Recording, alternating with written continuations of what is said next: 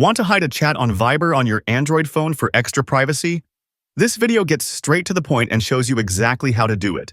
If this video helps you, please consider subscribing to the channel and liking the video. For extra support, you can also join the channel membership. First, to hide a chat, you will need to open the Viber application on your Android phone and go to your main chat list screen. Find the specific individual or group conversation that you wish to hide from the main view for more privacy.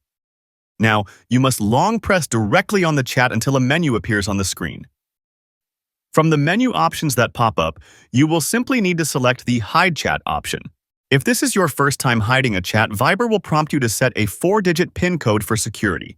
If you already have a PIN set, you will simply need to enter it to confirm and hide the chat immediately. But how can you see the chat after you have hidden it? Tap the search icon. Simply write the PIN into the search input, and after you enter the correct PIN, the chat will display. This is one of the best implementations of a hidden chat. And that's how you can hide a chat on Viber on your Android, moving it to a secret section protected by your PIN code.